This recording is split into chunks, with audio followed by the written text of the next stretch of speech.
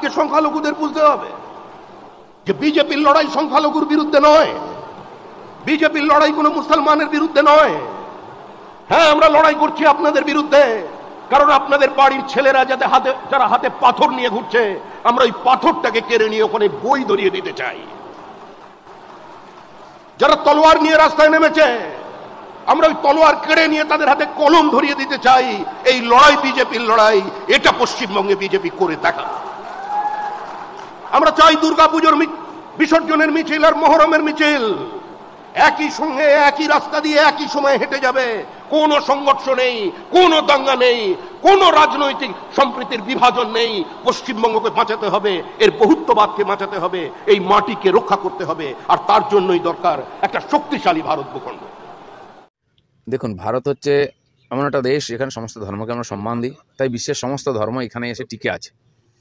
আর এটা ভারতবর্ষের যে বৈচিত্র্য, প্রাকৃতিক বৈচিত্র্যের সঙ্গে সাংস্কৃতিক বৈচিত্র্য আছে, আমাদের সংবিধানও তাকে স্বীকৃতি দিয়েছে। যেন বিজেপির সংবিধানে কোথাও লেখা নেই বা কোনো ম্যানিফেস্টোতে লেখা নেই যে হিন্দুই কেবল আমাদের সঙ্গে হিন্দু হিন্দু ভাই ভাই। পলিসি হতে পারে, কোনো বিষয়ের ব্যাপারে হতে পারে।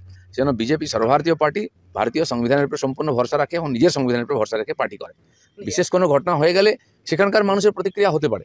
আর এটা ঠিক যে আজকে পশ্চিমবাংলার মুসলিম সমাজকে টিএমসি রাজনৈতিকভাবে এত ব্যবহার করছে, ফলে তাদের সমস্ত দোষকে মার্জনা করা হচ্ছে। তারা নিঃশব্দে নির্ভয়েতে আর সমস্ত অপরাধ করছে, পুলিশের হিম্মত নেই এফআইআর নেওয়া, সেজন্য এই ঘটনা বাড়ছে। এমনকি যে কসবা কলেজে যে মূল দোষী, সেও একটি মুসলিম ছেলে, সেই ধর্ষণ করেছে, প্রথম এফআইআর এটা এসছে। মনোজিতের নাম এসে কিন্তু সে তার চেলা। তো সেই জন্য এই ধরনের ঘটনা হয় যেন মানুষ প্রতিক্রিয়া দিচ্ছেন, এটা সমাজের পক্ষে তো ভালো নয়। তাহলে তো আপনাদের লাইন চেঞ্জ হয়ে গেল, মানে ভোটের আগে লাইন চেঞ্জ হলে। ভারতীয় জনতা পার্টির লাইন প্রথম থেকেই ঠিক আছে, সেখানে চেঞ্জ হবে না। সারা ভারতবর্ষে আমরা আছি, সেজন্য কোথাও কোনো পরিস্থিতির কারণে যদি কেউ কিছু বলে থাকেন, সেটা লাইন হতে পারে না। তো লাইন তো ভারতীয় জনতা পার্টি দিল্লি থেকে ঠিক করে। একই মঞ্চে বিরোধী দলনেতা শুভেন্দু অধিকারীর বক্তব্য আর নতুন রাজ্য সভাপতি তো আমাদের অথরিটি, সাংবিধানিক পদ, তিনি নির্বাচিত, তিনি যেটা বলবেন সেটা আমরা মেনে চলবো। কিন্তু কোনো ঘটনা, কোনো পরিপ্রেক্ষিতে একাধিক নেতা একাধিক বক্তব্য রাখতে পারে। পার্টি বসে বিবেচনা করবে কি করবে, ভোট দেবে কিনা মুসলমানরা ঠিক করবে। আমরা তো ভোট সবার আশা করব, কাজ সবার জন্য করছি, সবকা সাথ সবকা বিকাশ। সব হিন্দুরা আমাদের ভোট দেয় না, সব মুসলমানরাও দেয় না, দেবে কালকে।